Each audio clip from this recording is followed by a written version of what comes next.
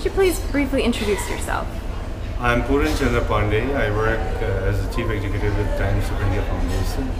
which is the CSR wing of the Bennett Coleman and Company, the largest media house in India. And I came to participate in this particular conference because of two reasons. The reason one is that India has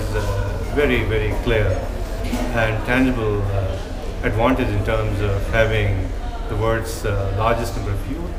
And if I were to really quote some statistics, India has more than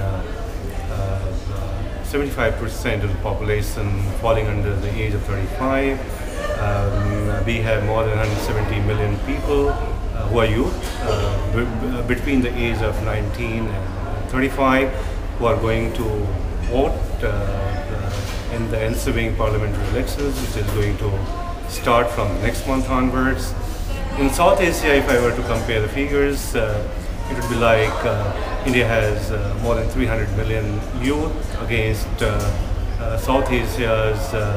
total pool of 450 million youth. So I think India has a very, very strategic advantage in terms of its youth population, and therefore it is a clear-cut leverage that India is a threshold of leveraging. So that was the first one. The second one was that in view of the fact that India has the largest number of youth population, what is it which everybody is really trying to leverage and capitalize on this particular asset which we have,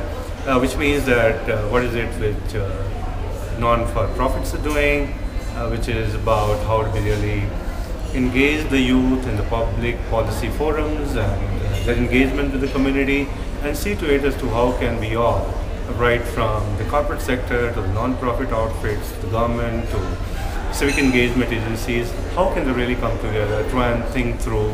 the ideas and the ways and means in which they're going to engage these people who are not only going to take part in the elections, but also try and leverage the strength which India has. And this becomes also all the more important in view of the fact that there is a global economic recession. Every country is now staggering to figure out ways and means to keep everything alive. And I think this is a time when a country like India, with largest number of youth, has a clear advantage in terms of defining the agenda, not only of how to be really become a 5+% economy, but also trying to see to it as to how can we really leverage a very large amount of passion and the synergy and energy that we have in form of the youth force that we have. So I think that was the precise reason why I chose to come and see to it as to what is the kind of thinking and what are the kind of approaches, what is the kind of methodology which everybody is going to think about in terms of how to really engage with the youth, and see to it that the youth, with certain amount of hand-holding, takes up the agenda a little forward, which is both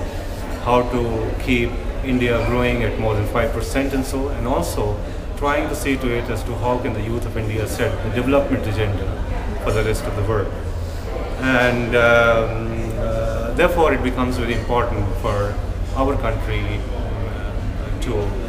think about ways and means more innovatively, because nothing is going to be one kind of solution. So no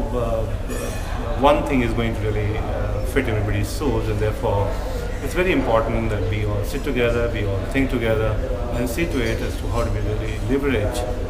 the psycho bulge, which is in terms of more than 75% of the total Indian population of the youth. And the outcomes which I would probably hope to see at the end of the 2-day long consultation would be threefold. The one, how to be really cutting across our barriers in terms of whether we are non-profit or we are profit or whosoever we are, how do we really try and think through the same prism and build our synergies and resources and everything else to see to it as to how do we really try and think about three issues and three important methods in which we are going to engage with the youth. The second thing is as to how do we really try and create a larger networking platform, bringing everybody together and give you the hand holding so that the energy which is so much out there does not really get dissipated. And the third thing is that we also need to think about how do we really try and see to it that many other organizations which might not be working on the youth and youth-related issues could also be with us and try and see to it as to how to be together. Try and leverage this psycho bulge, which is in form of, as I said earlier, 75% of the total Indian population, into a method whereby we are not really going to continue to remain the leaders in, the first few economies of the world, but also the leadership role that India would like to assume by way of engaging and involving and giving a lot of creative civic expression, civic engagement and civic involvement of the youth, which could be leveraged to set the agenda, which creates better governance, and better governance would ultimately lead us to better quality. And better quality is something which India has needed, and if we are in a position to get the better quality that we all live in,